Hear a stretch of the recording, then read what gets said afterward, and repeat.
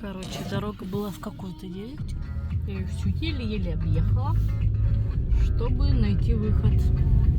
Выход я нашла из деревни. Сейчас только узнаем, что это была за деревня, в которую Зимник привел. Так, тут что-то вот стоит. Не знаю, что это.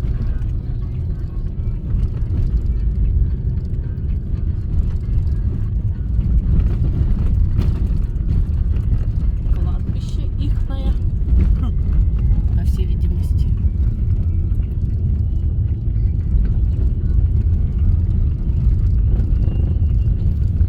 Кстати, вот про машину, кто-то мне тоже там писал, на какой машине я езжу. Да, сейчас бардак в машине.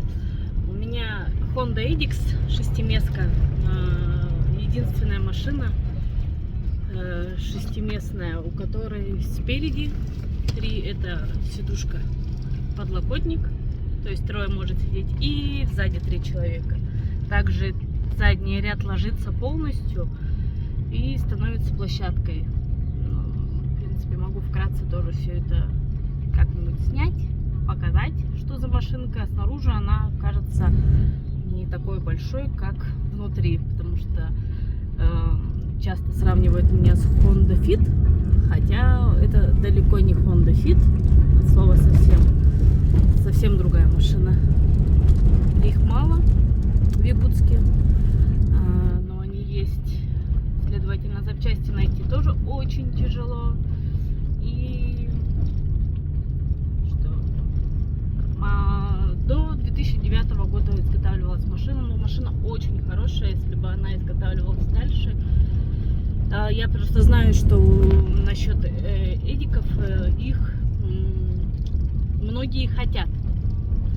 Из-за того, что как бы наслышанные, потому что это действительно, вот я считаю, семейная машина, да, она может быть низковатая, но есть выдовая машина Эдик, есть такое дело. И я еще раз говорю, за счет своей широты она очень широкая. У моей мамы прадик, и он у нее чуть-чуть шире. Вот от слова чуть-чуть.